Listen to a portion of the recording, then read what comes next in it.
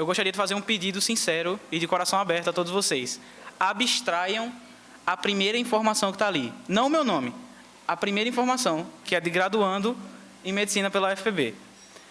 Por quê? Primeiramente, porque eu não vou falar só de medicina aqui. Eu preparei essa palestra na hora que o Felipe me convidou, quando o Felipe me convidou meses atrás, eu pensei em preparar uma palestra que fizesse com que pudesse levar católicos à reflexão sobre o aborto.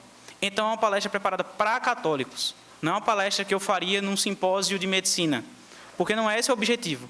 Não é esse o objetivo do simpósio.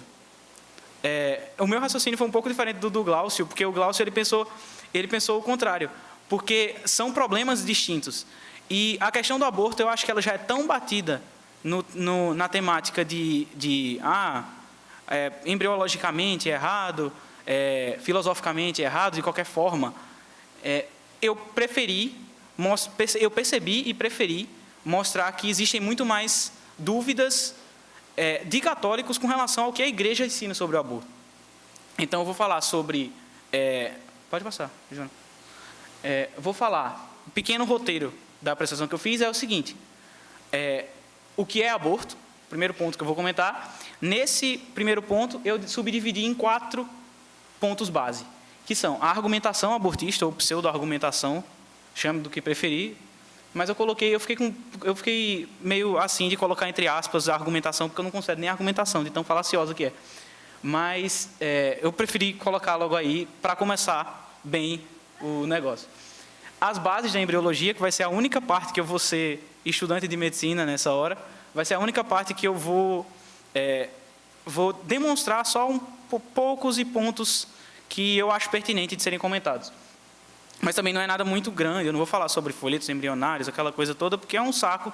Quem é da área de saúde cansa de ver isso o dia todo. As fórmulas de realização do aborto, que é a parte que eu acho que vai ser um pouco difícil de expor, porque muita gente tem repulsa a esse assunto.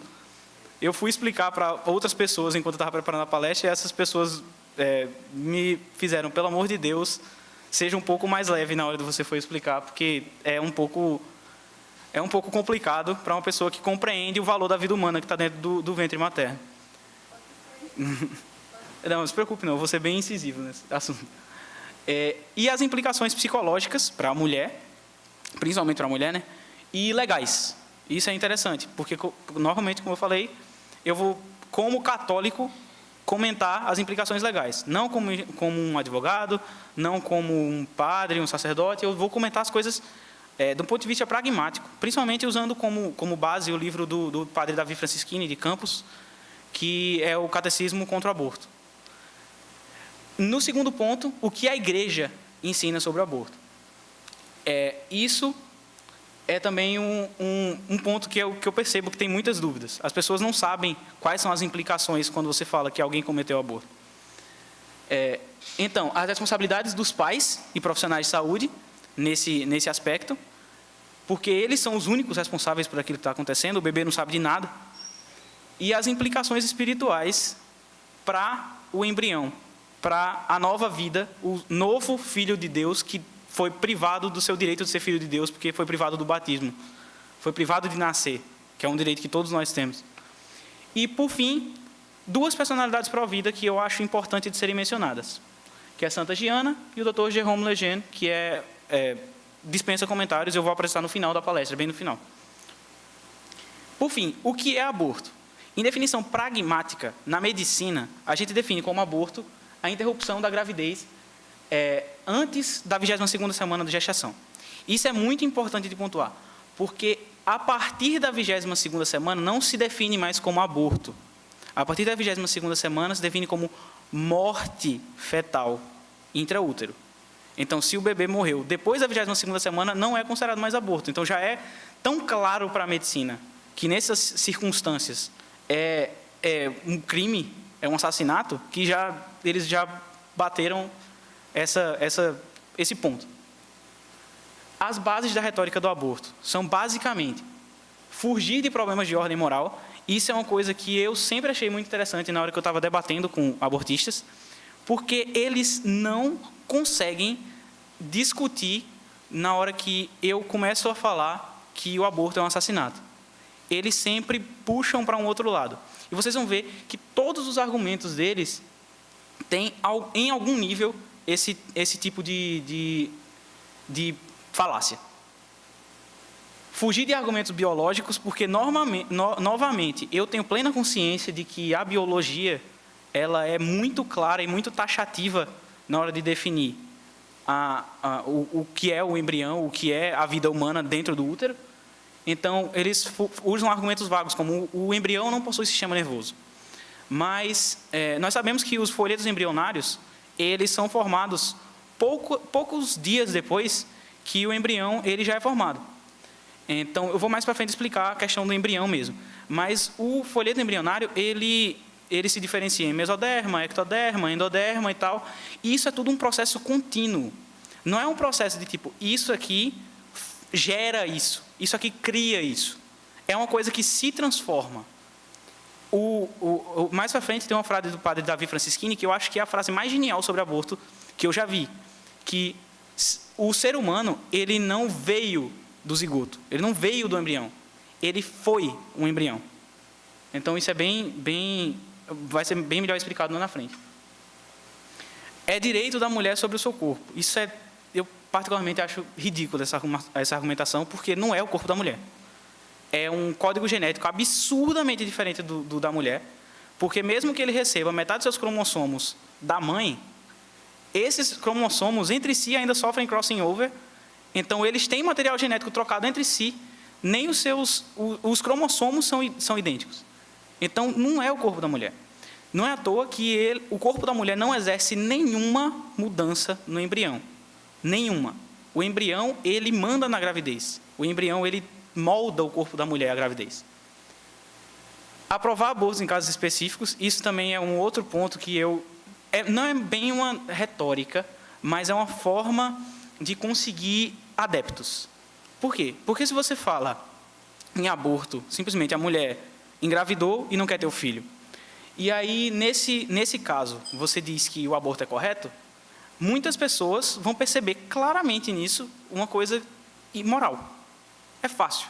Você não precisa argumentar muito para convencer alguém disso. Mas se você fala que uma mulher foi estuprada e vai ter traumas pós-parto, não vai conseguir, vai ter depressão, não vai conseguir ter o filho depois que foi estuprada e tal, essa roupagem faz com que seja um pouco mais aceitável moralmente. Então, quando você aprova nesses casos específicos, você abre margem para, e se não for só esses casos específicos? E se nós estejamos errados em considerar que é uma morte? Já que nesse caso específico não é um crime, por que não considerar os outros casos?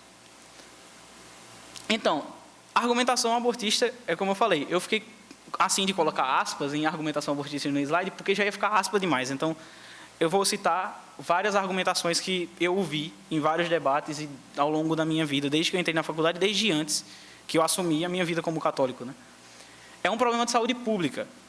Essa é uma argumentação muito interessante, porque elas levam em consideração que existem mulheres morrendo em clínicas clandestinas, existem mulheres ricas que têm direito de chegar em um médico, e um médico com todo o aparato cirúrgico e consegue fazer um aborto bem sucedido e sem complicações muito grandes para a mãe, mas ele foge da questão de que o aborto ele é imoral por si só, e ele não deveria estar acontecendo. A questão é o seguinte: se ele está ocorrendo errado por algumas pessoas que não têm dinheiro e essas mulheres sofrem outras consequências, e ocorre certo, entre aspas, por médicos com aparato cirúrgico, e a mulher não tem consequência disso, o problema não está no dinheiro entre a mulher poder pagar pelo aborto ou não poder pagar pelo aborto. O problema está em o aborto estar acontecendo. Então, se o aborto está acontecendo, ele já está errado. A discussão ela começou errada. Se você puxa para a questão de saúde pública, você foge da argumentação moral. E aí volta para o primeiro argumento que eu falei. Pode passar. Não sou a favor do aborto, jamais abortaria, mas sou a favor da descriminalização, porque as mulheres sofrem por ter cometido aborto, e porque isso, e porque aquilo, E volta também novamente para aquela argumentação que eu falei, de que mulheres ricas conseguem abortar e não tem nada, mulheres pobres aí abortam e sofrem consequências e tal. Esse argumento, ele novamente, ele foge do problema do assassinato do feto e do problema moral em si, do aborto estar acontecendo. Próximo. Com a descriminalização, as mulheres possuiriam apoio psicológico. Essa afirmação também, por si só, é ridícula. Porque eu nunca vi casas de apoio psicológico para mulheres feitas por feministas ou feitas por abortistas. Pode procurar, não existe. O que existe de casa de apoio psicológico são casas pró-vida. Sejam casas católicas, sejam casas protestantes, sejam casas de simplesmente mulheres que são contra o aborto por N motivos. E essas casas é que fazem o apoio psicológico da mulher. Eles vão até na casa, eles fazem com que ela perceba que ela tem condições de criar o filho, não é só a questão financeira, e fazem com que ela tenha acompanhamento psicológico, literalmente, com pessoas especializadas e tudo. E isso só acontece com os pró-vida. Não existe uma casa de apoio psicológico para mulheres que querem abortar feita por abortistas. Não existe. Novamente, eu falei, eu desafio alguém a mostrar, porque eu pesquisei e não encontrei. Aqui em João Pessoa nós temos aquela missão Fiel, que é da Mércia, não sei o sobrenome dela, que a mulher, ela acompanha mulheres que estão com vontade de abortar, ou então que não sentem a necessidade de abortar por causa disso, por causa daquilo, por causa de ameaça, e ela vai na casa dessas mulheres, ela acompanha no pré-natal, acompanha no parto, ela vai para os hospitais acompanhar a mulher no parto, quando ela não tem o marido presente e tal. Isso só acontece em pessoas pró-vida. A religião não deve interferir em decisões políticas. Essa também é uma coisa que eu achei brilhante no livro do padre Davi Francisquini, quem tiver oportunidade de comprar. E eu vou explicar melhor mais para frente, por isso eu não vou dar muitos detalhes, mas isso de a religião não interferir em decisões políticas, ele é uma afirmação extremamente anticatólica, porque você está desconsiderando o poder espiritual da Igreja Católica. Sou católico ou católica, contra o aborto, mas a minha religião não deve obrigar os outros a nada. Novamente, essa frase ela é errada de tantos jeitos. Ela é errada no sentido de que você está desconsiderando que o aborto é um assassinato. Então, se a minha religião acha que é assassinato e outra religião não acha que é assassinato, deixa assassinar. Simples. Então, não funciona essa lógica. Essa lógica ela não cola. Você percebe que a lógica abortista ela é fraca quando você transfere de situação e... Pode passar. Quando você transfere de situação e ela não funciona. É como a questão do dizer, se você é contra aborto, não aborte. Essa lógica, ela funciona em casos específicos. Só que, para você entender que ela é uma argumentação falaciosa, você precisa transferir de situação. Se você afirmar, por exemplo, tem gente que acha ridículo isso que eu vou falar, mas, por exemplo, se você afirmar, se você é contra o assassinato, não assassine. Aí o pessoal a favor do aborto vai falar, não, mas são situações diferentes. Ok, você pode até inferir que são situações diferentes. Só que o que eu estou falando é com relação à validade do argumento, filosoficamente falando. Eu não sei também, não sou um grande gênio da dialética e tal, mas na minha interpretação, se você transfere uma lógica imutável, você pega a lógica de um jeito e aplica em uma outra situação, se nessa outra situação ela não se encaixa, então ela não é uma lógica válida argumentativa. Simples assim. Porque ela, em alguma situação ela falha. Se em alguma situação ela falha, ela já não pode ser considerada como um argumento universal. Então, vou falar um pouquinho sobre as bases biológicas. Essa passagem aqui, ela é bem emblemática para mim. Eu recebi o primeiro contato com essa frase, essa passagem inteira, no meu primeiro período de medicina, em 2015, início de 2015. O professor passou 3 capítulos para ler, e aí eu peguei o primeiro capítulo para estudar. Primeiro parágrafo do capítulo 1, salvo engano, ou foi capítulo 2, eu sei que foi um dos primeiros capítulos. Primeira frase do primeiro parágrafo, primeira passagem do primeiro parágrafo do artigo que o professor passou para a gente ler, do livro Embriologia Clínica, do Moore, que é um livro muito utilizado pela medicina, porque ela faz muitas correlações com a formação de feto, essas coisas toda com a clínica. E essa pode passar, só a imagem depois. Essa passagem ela é bem emblemática, porque como eu falei, foi o primeiro contato que eu tive com a embriologia. Primeiro. O desenvolvimento humano inicia-se na fecundação, quando um gameta masculino ou espermatozoide se une ao gameta feminino ou ovócito para formar uma única célula, o zigoto. O ovócito, no caso, o ovócito 2, que está paralisado na meiose lá. E aí depois, segundos depois, começa um processo de conclusão dessa meiose e o zigoto ele é formado. Então a vida já começa na concepção. Mas enfim, a próxima frase, ela é dita por um professor de medicina que escreveu um livro para médicos, para estudantes de medicina. Esta célula totipotente, pode se transformar em qualquer outra, e altamente especializada, marca o início de cada um de nós como indivíduo único. Isso tem num livro de medicina. O indivíduo ele foi formado na concepção. Você pode argumentar do jeito que for, mas está no livro, a ciência respalda isso. E não é nada além disso que eu tenho para dizer para vocês com relação à ciência. O fato está consumado, é isso daí. Você pode até dizer que, mas se o sistema nervoso não está completo do feto, ele não tem sinapses e aí ele não vai sentir dor e não sei o quê, mas não tem lógica, porque o sistema nervoso ele não fica pronto, tipo, passa 3 semanas sem nada, aí dá tipo 12 semanas, começa a aparecer os negócios e depois, funciona. Não é assim, é um processo. A neuroectoderma vai se formando a partir da ectoderma e vai dando origem ao tubo neural e aquela coisa toda. E é um processo contínuo. A gente veio do zigoto e não, a gente foi um zigoto e não veio do zigoto. O zigoto não gerou a gente. Nós fomos um zigoto. Pode passar. Novamente, como eu falei, é um novo código genético, porque metade do pai, metade da mãe, e esses genes ainda foram permutados entre si, o crossing over. O desenvolvimento do embrião não sofre nenhuma interferência do organismo materno, pelo contrário, ele secreta hormônios e determina a secreção de hormônios que vão fazer alterações no corpo da mulher. Então, na verdade, não só o embrião, né? O cisto, depois que ele já é liberado, ele começa a secretar hormônio, que aí faz com que a mulher passe seu período fértil, depois o óvulo é fecundado, e aí depois dessa fecundação, outros hormônios são secretados e continuam induzindo esse cisto a continuar liberando hormônio, até que ocorre a anidação, formação da placenta, liberação dos mesmos hormônios para que a mulher continue sendo propícia a receber o feto. Ou seja, é o embrião que faz tudo. Todo o caminho, do início até o fim, é feito pelo embrião. Então, uma passagem do Dr. Jerome Lejeune, que eu vou falar no final. Se o óvulo fecundado não é por si só um ser humano, ele não poderia tornar-se um ser humano, porque nada é acrescentado a ele. Isso é muito interessante, porque o óvulo fecundado, ele não sofre nenhuma alteração pelo organismo materno. Novamente, como eu falei, ele faz alterações, ele faz as coisas, ele não tem nada que é acrescentado na sua existência que faz com que nós sejamos ser humano. Então, ele já é um ser humano, se nada é acrescentado a ele.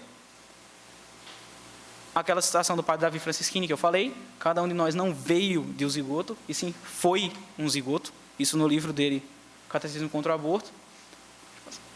E agora vamos para a parte que eu havia falado antes, sobre forma de realização do aborto. Eu acho interessante pontuar isso, porque existem mulheres que defendem o aborto em qualquer momento da gravidez. Isso chega a ser barbárie, porque um bebê, depois de quase 100% formado, elas conseguem fazer aborto ainda. Não é aborto, já é morte, como eu falei, depois da 22ª semana. Novamente, foi um conceito que eu aprendi quando eu estava estudando em medicina no começo do curso, que tinha nos livros. Não era uma coisa que eu inventei. Então, a primeira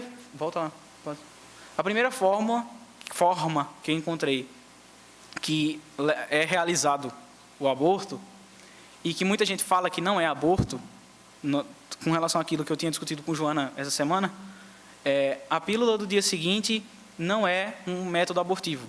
Ela é sim, porque fala que a pílula do dia seguinte ela evita a anidação, e com a anidação é que o zigoto vira um ser humano. Não, a anidação é só o colamento, a prisão, o aprisionamento do zigoto no endotélio. No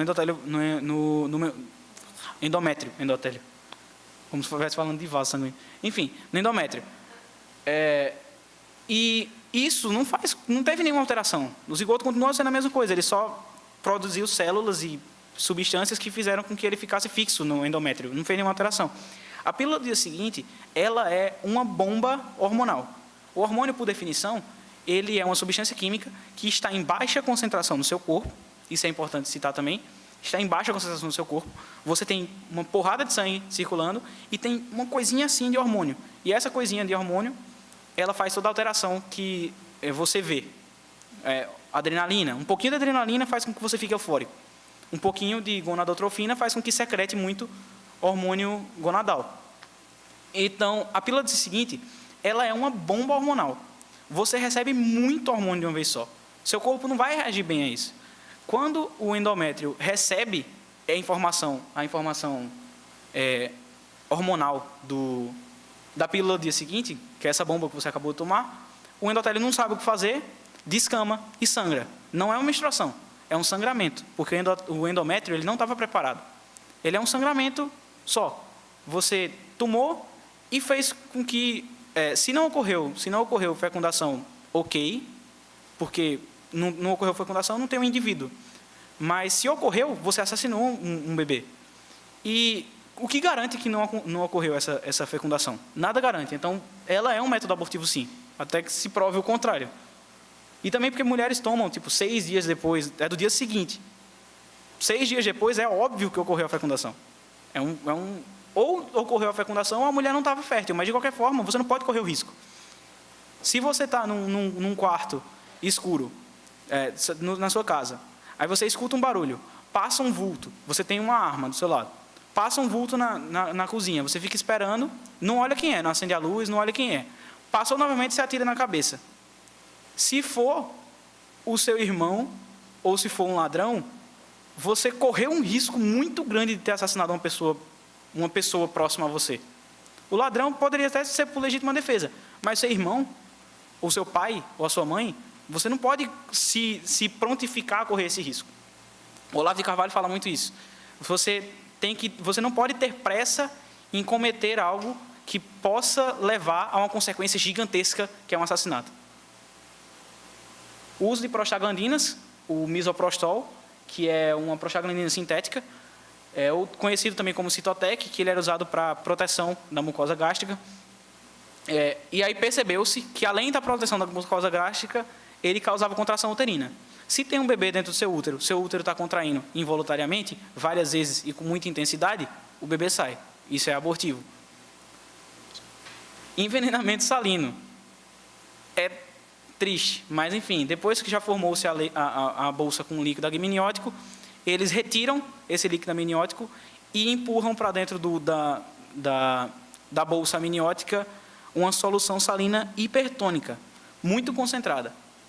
O bebê ele tem um organismo que ele criou a bolsa amniótica e o cordão umbilical e tal, porque ele precisava de certa proteção. Porque ele não tem o seu desenvolvimento pleno, mas ele estava nesse processo. Então, você injeta essa substância e o bebê é intoxicado. E aí ele é intoxicado, tem um óbito fetal, o seu organismo se ocupa em ejetar esse bebê, que foi assassinado dentro do útero. Aborto por sucção, eles colocam literalmente um aspirador, e aí eles vão tirando para bebês de poucas semanas, eles vão tirando parte por parte. Curetagem, que é literalmente, usando termos acessíveis, né? Colocar lâminas, tesouras e tal, e vão desmembrando o bebê e tirando. Isso é um método normal para ser utilizado em caso de óbito fetal intrauterino. Só que, como o bebê, estando morto ou estando vivo, você consegue tirar, o pessoal usa também como aborto. Então, eles matam o bebê dentro do útero, desmembrando ele e tirando ele. E o nascimento parcial, ou partial birth, que é basicamente após a 32ª semana, que o bebê já está 100% completo. Eles induzem com misoprostol ou com alguma outra coisa a contração uterina. Com essa indução, ele faz com que o bebê comece a sair. Só que a cabeça do bebê ela é muito grande para sair assim fácil. Então, como ele ainda está dentro do útero, e eles acham que, estando dentro do útero, não é uma vida ainda, eles retiram parte do bebê puxando pelas pernas e cortam a cabeça dele. Depois colocam uma prensa, achatam a cabeça do bebê, com os ossos quebrados ele sai mais fácil. E é isso. Próximo. E a cesárea, que é o parto cesárea. Ele é usado como aborto também. Eles simplesmente tiram o bebê e deixam ele morrer. É demoníaco. Implicações psicológicas agora para a mulher. Pode passar os 3. Isso. Não, só 3. Pronto. Implicações psicológicas são diversos distúrbios psicológicos para a mulher. A mulher, ela não sai ilesa do parto, mesmo que seja um parto feito por um profissional, um médico que vai deixar com ela sem sequelas. As sequelas psicológicas, elas existem e elas são muito fortes. Porque o sentimento da culpa e do lamento, ela é literalmente ligada à lei natural. O ser humano, ele tem inscrito no seu coração, e aí foi isso que Joana falou, que eu ia comentar na minha palestra, ele tem inscrito no seu coração por Deus a lei natural. Então ele sabe o que é certo e errado, ele tem noção do que é certo e errado. Essa culpa e lamento, ela vai literalmente ser consequência disso. Você tenta se convencer de que você não fez nada errado, por isso que mulheres que fazem aborto, elas continuam militando e continuam lendo e continuam se esforçando para continuar absorvendo aquela informação de que o aborto não tem nada errado, porque senão a lei natural pega elas, o coração delas pega. E se o coração delas pegar, elas entram em depressão, tem insônia, pesadelos, crise de angústia, misantropia, não querem mais ter contato com a sociedade, não querem mais ter contato com homens, que homens são isso e aquilo e tal, e depressão, que é literalmente uma patologia. A mulher fica doente com isso. E agora as implicações legais. Aborto é crime.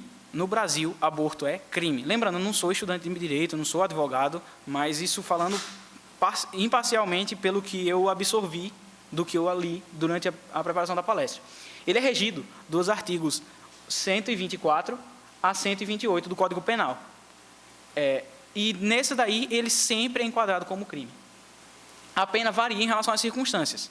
Existem circunstâncias onde a pena é atenuada para a mulher. Mas isso eu vou comentar mais para frente, principalmente na parte da igreja. A pena varia em relação às circunstâncias. Se for um negócio que aconteceu e não tem como provar que existiu alguma forma de atenuar a pena, a pessoa pode ser presa. Só que, infelizmente, isso não acontece. Você não vê médico sendo preso por aborto, você não vê mãe sendo presa por aborto, porque ela não deixa de ser mãe porque ela abortou. Ela tinha um filho, ela só matou o filho. E você não vê isso acontecer. Literalmente, você não vê isso acontecer. Então, ele já é descriminalizado. Porque você não vê isso acontecer de forma alguma. Existem milhares de formas de você atenuar a sua punição.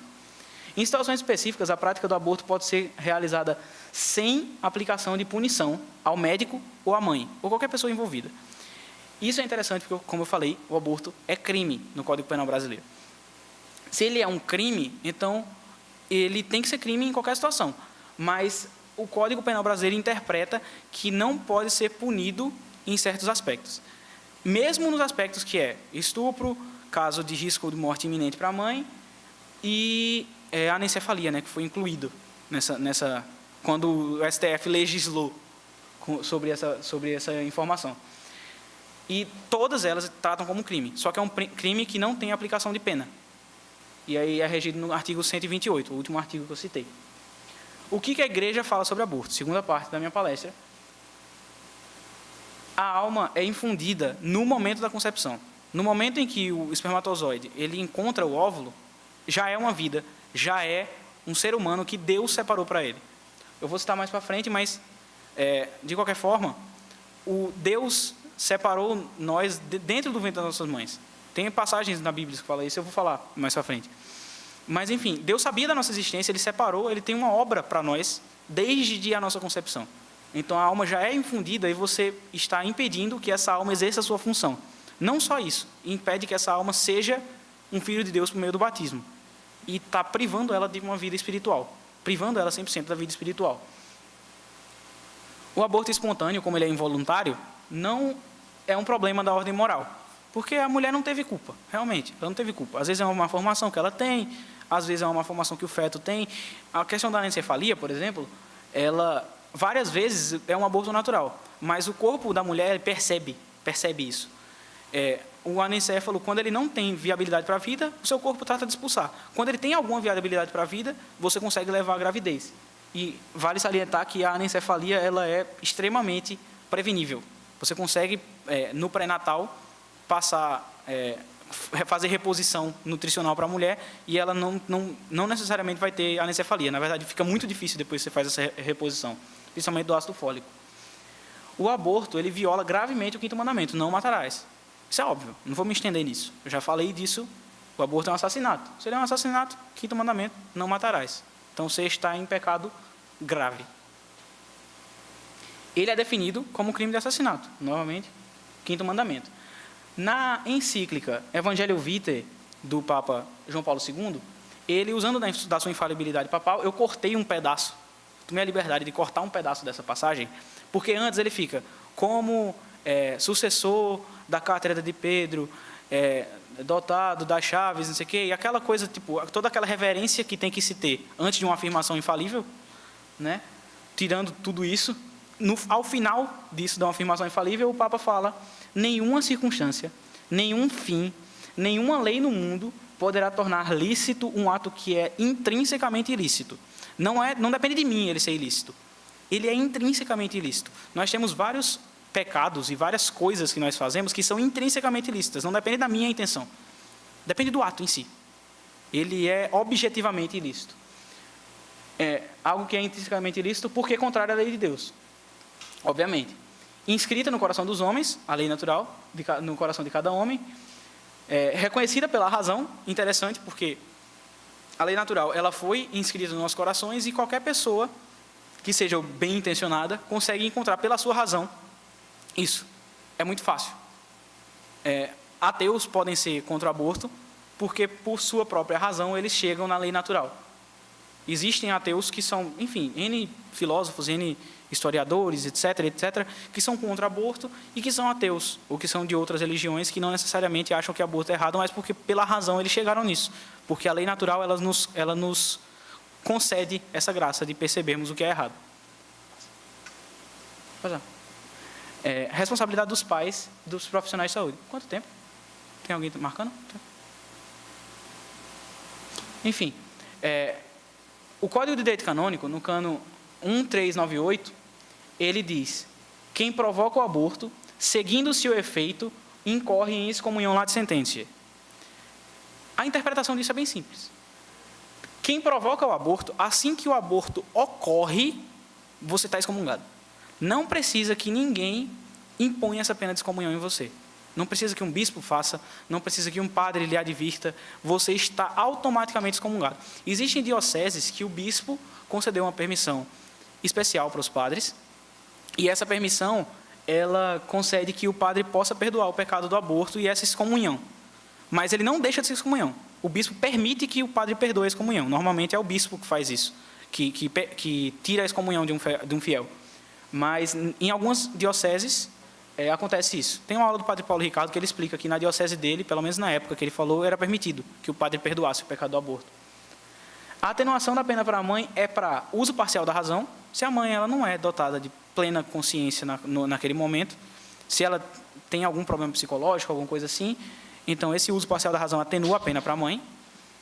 Ou seja, a direção espiritual vai depender do padre, o padre que vai ter que avaliar essa situação. Forte ímpeto de paixão, não voluntariedade fomentada, ou seja, você não pode ter premeditado, pensado muito e feito planos e tal. Se foi uma coisa passional, uma coisa que você não pensou e que você se arrepende depois que você percebe que foi passional, ela tem uma pena atenuada também. Ou coação por medo grave. Às vezes as mulheres são ameaçadas, isso é verdade. E quando elas são ameaçadas ou por algum motivo elas sofrem essa coação, isso faz com que a pena seja atenuada. A responsabilidade cai também sobre os legisladores. E o Papa João Paulo II é bem claro nisso, na encíclica Evangelium Vitae. E sobre os administradores de estruturas clínicas que praticam aborto. Não adianta o diretor do hospital dizer que ele é contra o aborto, dizer isso, dizer aquilo, tal, e na clínica dele praticar aborto. Ele está inferindo, e ele está inferindo em pecado mortal, e ele está sujeito a penas. Essa pena cai sobre ele também. Nenhuma situação que infira algum risco de morte para a mãe é justificativa para o aborto. Que não infira, quer dizer, nenhuma situação que não infira algum risco de morte para a mãe é justificativa para o aborto. Isso é interessante, porque muitas pessoas falam: não, mas se a mãe está correndo risco, é permitido. Se a mãe está correndo risco, é permitido que seja realizado o aborto. Mas não é. A igreja é bem clara na hora de falar sobre isso. O que acontece é que a morte do bebê, em certos casos, como, por exemplo, uma gravidez tubária, que a gravidez não ocorre dentro do útero, ou alguma situação desse gênero que foge das nossas vontades e que provavelmente vai ocasionar morte da mãe, certeza de morte da mãe, ou então o feto ele não vai conseguir nem terminar, que ele não vai, sei lá, em 3 meses ele vai ter desenvolvido o suficiente para romper alguma estrutura da mãe e causar a morte da mãe, aí nem o feto nasce e a mãe morre. Então, nesse caso, o aborto ou algum procedimento cirúrgico que ocasione a morte desse bebê não infere nessas penas, não por o aborto nesse caso ser certo, mas porque ele é tolerado em relação ao efeito maior, que é o bem da mãe, nesse caso. Então, o estupro e gravidez indesejada não cola, não existe essa justificativa, porque o bebê não tem culpa se a mulher foi estuprada. Quem tem culpa é 100% o cara que fez o estupro. Ele não merece ser punido por causa disso. Ele não é menos vida porque ele foi fruto de um estupro. Ele merece a vida tanto quanto qualquer um outro. E é reservado ao profissional de saúde o direito de se negar, por objeção de consciência, a realizar os procedimentos. Eu separei uma passagem do Código de Ética Médica. Especificamente o Código de Ética Médica porque, enfim, é a minha área, mas isso a todos os profissionais de saúde tem-se essa flexibilidade, só que eu não pesquisei a fundo de outros profissionais de saúde, enfermeiros, essas coisas todas. Então, é direito do médico recusar-se a realizar atos médicos que, embora permitidos por lei, sejam contrários aos ditames de sua consciência. Eu não sei se eu viajei demais lendo isso, mas a minha interpretação foi de que o médico ele não precisa realizar aborto, porque isso já foi dado por outros juristas e tal. Mas ele também não precisa fazer laqueadura ou qualquer outro procedimento, mesmo que por força de lei, ele não é obrigado a fazer isso, porque se for contrário aos ditames da sua consciência. Então é reservado ao médico isso. No Código de Ética Médica, capítulo 1, capítulo 2, Direitos dos Médicos, número 9. Essa passagem. Pode passar. As implicações espirituais. Está quase terminando, pessoal. Eu peço desculpas pela demora. Enfim, antes de que saísse do seio materno, eu te consagrei. Deus já tem um plano para nós desde a nossa concepção. Yahvé me chamou desde antes do meu nascimento, desde o seio da minha mãe me chamou pelo nome. Ele nos conhece um por um pelo nome. Se nós temos um... eu gosto muito da simbologia das passagens da Bíblia nesse sentido. Porque o nome é a coisa mais preciosa que uma pessoa pode ter. Você, quando vai ser atendido por um médico, ou quando você vai tirar uma dúvida com um professor, quando você vai se confessar com o padre, e essas pessoas que estão em contato com várias outras pessoas lhe chamam pelo nome, para você tem um significado. Significa que você é único para aquela pessoa. Então, se Deus, que criou tudo, ele não tem obrigação de nada, ele não tem obrigação de fazer a criação, ele não tem obrigação de nos amar. Ele fez porque, enfim, ele é a perfeição. E se ele nos chama pelo nome, quem somos nós para dizer que, dentro do ventre materno, né? Quem somos nós para dizer que nós não somos uma vida dentro do ventre materno? É contrário, é uma coisa que não fecha. A conta não dá certo. Deus conhece cada homem que vem ao mundo e o designa para uma função que cabe só a ele desempenhar na sociedade. Cada ser humano é único, cada obra que ele vai desempenhar é única e nenhum ser humano pode ser jogado no lixo. Simples assim. O batismo nos torna filhos de Deus. Isso está escrito no Catecismo da Igreja Católica, número 1250. Se você mata o bebê pelo aborto, você priva a criança da graça de se tornar filho de Deus. E isso vai privá-lo da vida espiritual. Isso priva o bebê da salvação. Priva do maior bem, não só da salvação. Ele priva da possibilidade de conhecer a Deus e ver sua face e de poder ser salvo.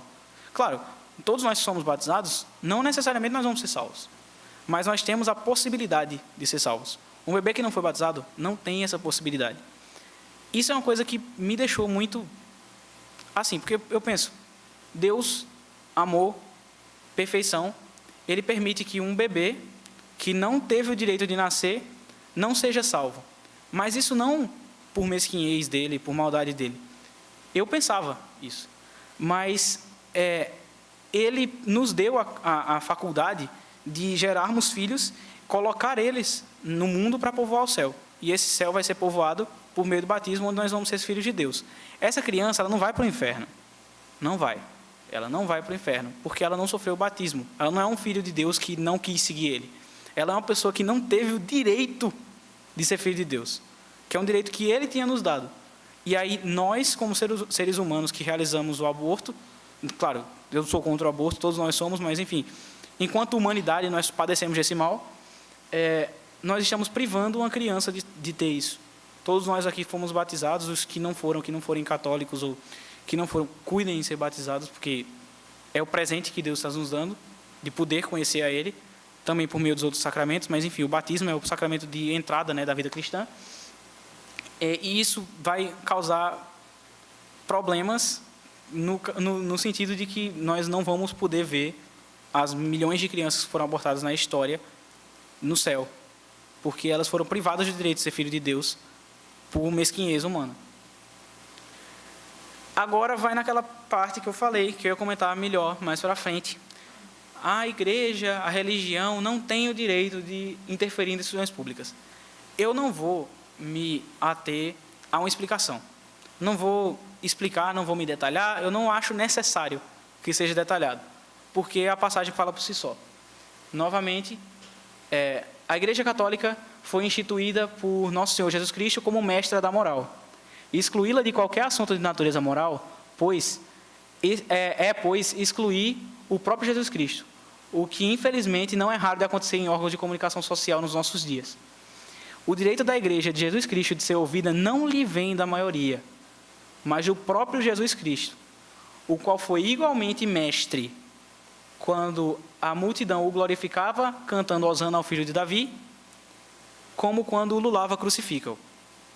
Deus, nosso Senhor Jesus, passagem do senhor Dr. Plínio Corrêa de Oliveira, que eu tenho como boa referência da minha formação intelectual, muito pela minha proximidade com o Instituto Plínio Corrêa de Oliveira, aqui personificado pelo senhor Zé Carlos Sepúlveda, e pelo meu carinho que eu tenho a essa figura histórica e intelectual, e um exemplo de leigo que é bom para nortearmos esse evento que nós estamos aqui, organizado por leigos, para leigos, como uma forma de ensinar aos leigos, e esse foi um leigo que fez isso durante o século passado inteiro. Não é à toa que o Dr. Roberto de Mattei chama ele de o cruzado do século XX. Então, ele não deixou de ser Deus, ele não deixou de ser mestre, ele não deixou de ser grandioso quando a gente chamava ele, quando xingavam ele na crucificação no Calvário. Não deixou. Ele continuava sendo mestre, ele continuava sendo Deus, mesmo quando nessas situações. E quando glorificavam, ele ainda era a mesma pessoa. É um valor imaterial, é um valor imanente, transcendente, quer dizer, é um valor transcendente, imanente é do que está no mundo. É um valor transcendente, ele não tem a necessidade, ele não precisa que você diga que ele é alguma coisa. Então, se você tira da Igreja Católica o direito de expressar a verdade, porque foi instituída por Cristo e dada, esse direito foi dado por Nosso Senhor Jesus Cristo, você está impedindo que Deus usufrua da sua própria criação. Então, duas personalidades pró-vida que eu decidi citar. A primeira foi Santa Giana, não vou arriscar falar o nome completo dela, porque eu não sei falar italiano. Ela foi uma médica pediatra italiana, foi membro da Ação Católica desde a sua adolescência, e descobriu-se que ela tinha um fibroma no útero e tinha 3 opções: retirar o útero doente, submeter-se a uma cirurgia arriscada, ou submeter-se a cirurgia arriscada para preservar a gravidez. Oxe, 3? Não tinha 3, é verdade. Perdão. Enfim, só essas 2 opções. Submeter-se, eu acho que tinha uma terceira, mas enfim, eu não lembro. Enfim, ela disse: entre a minha vida e a vida do meu filho, salvem a criança. E foi então que, 21 de abril de 1962, nasceu Giana Emanuela, a filha de Santa Giana. E no dia 28 de abril, infelizmente, Santa Giana veio a falecer por complicações dessa decisão que ela teve, que foi uma decisão tão acertada. Por último, o Dr. Jérôme Lejeune, que é uma personalidade bem recente, e ela é bem influente no âmbito da medicina. Não tanto quanto ele merecia, isso é fato, porque ele merecia muito mais atenção, ele merecia ser muito mais estudado. Só que, por decisões próprias dele de ser pró-vida, ele escolheu, e sabia disso, sabendo dessa decisão, ele sabia que não ia ser tão aclamado pela crítica por suas descobertas. A principal descoberta dele foi a ligação entre a trissomia do cromossomo 21, que nós normalmente temos 2 cromossomos 21, a trissomia é quando ocorre algum problema na meiose e você tem 3, e isso causa síndrome de Down. Foi uma descoberta desse geneticista. Ele recebeu o prêmio William Allen e ele concluiu, depois que recebeu o prêmio, na comemoração, conversando com vários amigos cientistas, ele questionou explicitamente a moralidade do aborto. E ele se mostrou abertamente contra o aborto. Ele tinha amizade com o Papa João Paulo II. Ele era abertamente católico, abertamente pró-vida, e todos sabiam dessa manifestação dele, e ele, depois de receber um prêmio, depois de ser aclamado pela comunidade científica, depois de receber o que qualquer cientista iria querer, ele fez isso, numa conversa entre seus amigos. E aí, posteriormente, ele escreveu uma carta para a esposa, no mesmo dia, e ele disse: hoje eu perdi o meu prêmio Nobel da Medicina. E ele, de fato, ele não recebeu o prêmio Nobel da Medicina, porque ele em momento nenhum, ele se deixou abalar pelo que a academia iria pensar dele. Então, a minha exposição que eu tinha para hoje era isso. Eu agradeço a todos pela atenção. Eu espero que as dúvidas não me ponham saias justas, porque eu peço que vocês lembrem, eu não sou sacerdote, não sou teólogo, eu sou só um leigo que fui convidado pelo meu amigo Felipe para fazer essa exposição, e que eu lutei muito para não fazer essa exposição sozinho, mas que eu espero que tenha sido proveitosa e tenha trazido alguma coisa de positivo para vocês. Muito obrigado.